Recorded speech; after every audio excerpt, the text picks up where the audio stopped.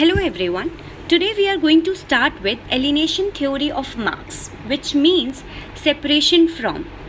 In this, Marx has talked about the structure of those societies in which the producer is divorced from the means of production and in which dead labor, that is capital, dominates the living labor, that is the workers.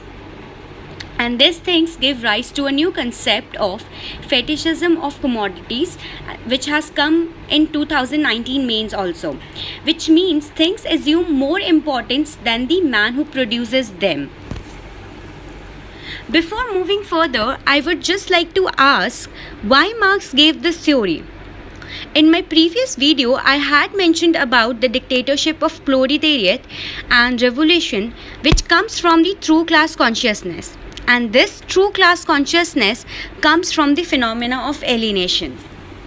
Alienation is a situation in which a feeling of enragement, which means anger or furious, and disenchantment, which means disappointment or dissatisfaction, is experienced from a group of society situation and over the individual himself along with the class struggle.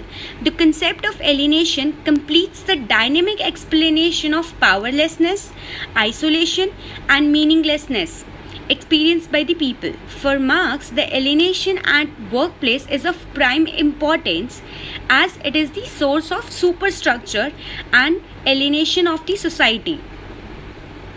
From this picture, it is pretty much clear how the employer has a complete control over the employees and they all are suffering from the class struggle here. Then he has mentioned about the various dimensions of alienation in capitalism. First is alienation of productive activity, or we can say the process of production. In capitalism, things are produced in the factories with the help of machines. Machines run on an inanimate source of energy. The process of production is also pre-designed, so the worker has no control over it. He just acts like a machines or machines for the machines. Then we have alienation of the product. Here, things are produced in mass quantity having the same quality. Worker has no control over the quantity as well as quality. He cannot control the sale of the product also. Moreover, he has to purchase the same product from the market which he has produced himself. So we can understand from this thing how much alienated he feels actually. He actually completely feels separated from the product. Then we have the third alienation from our fellow workers. Here, workers are working in the factory. They may associate with each other, but the process of production is such that he has no time to interact with the fellow workers.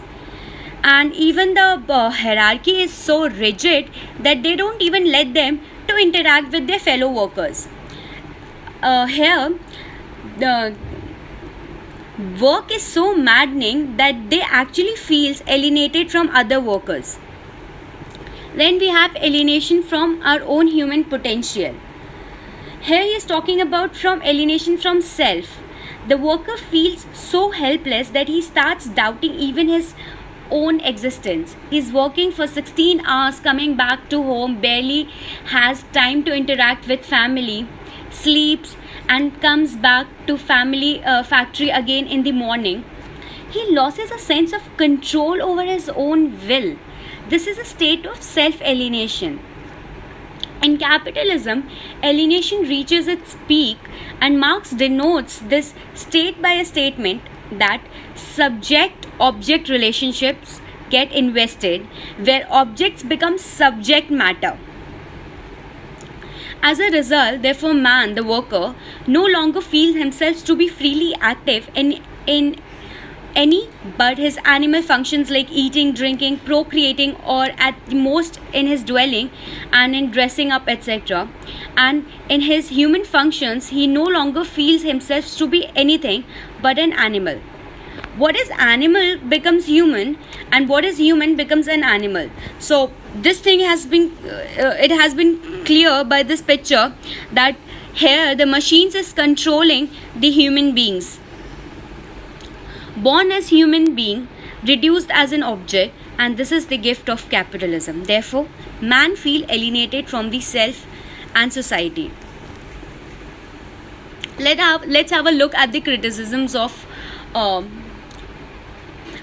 Popper says that alienation can be a breeding ground for creative ideas also. Yes, it can. Robert Martin states that people may rebel and innovate if they feel alienated. Example, Amitabh Ghosh, who was a lecturer, is now a writer. He was not feeling satisfied from his work, so or maybe he was feeling alienated from his work. That's why he took the other profession of writing. Durkheim had highlighted that anomian alienation can be corrected by existing structures also, instead of changing the whole society. Therefore, alienated labor not always go for revolution.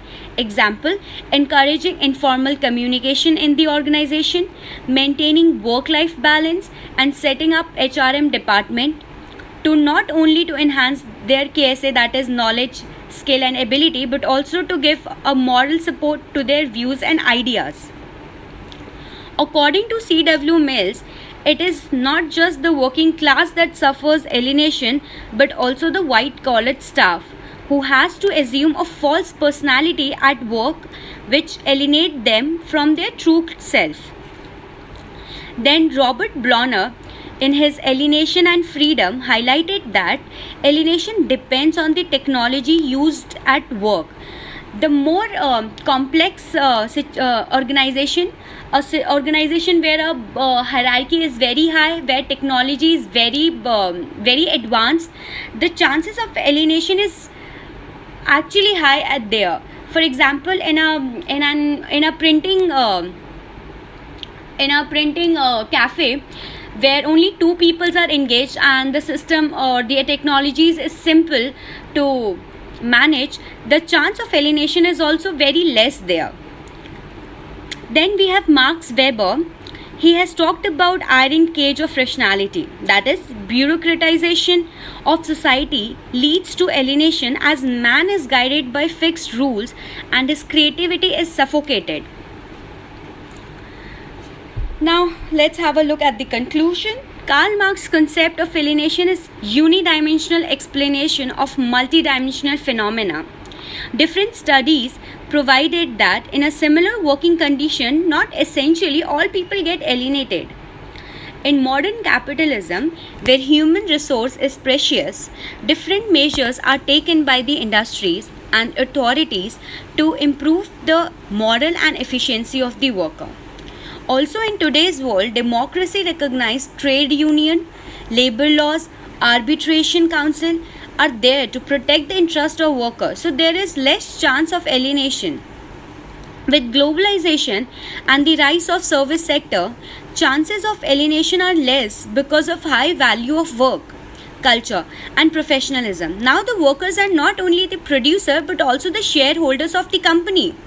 And it is in the recent news of Infosys, in which they have launched ESOP, that is employee stock optional plan, to all their employees so that they can also become the shareholders of the company. So this actually involved them in the management, which motivates them to work hard for the company. Workers are also provided with medical and education facilities to their children. But let's have the relevance of Marx theory in the today's era, that how exploitation and alienation of working class persist. Recent strike of workers in many industries are the life examples, so we cannot outrightly deny the Marxist concept of alienation. The nature of alienation changed, but it still persists in one form or the other. The recent migration of workers is again a form of alienation of capitalist world, where the state is controlled by the capitalist and fail to provide the basic needs of their lives. Then we have IT employees who are largely titled towards scorn due to their monotonous work, which led to alienation. And recently we have heard about a news that about the case of suicide of Sushant Singh Rajput.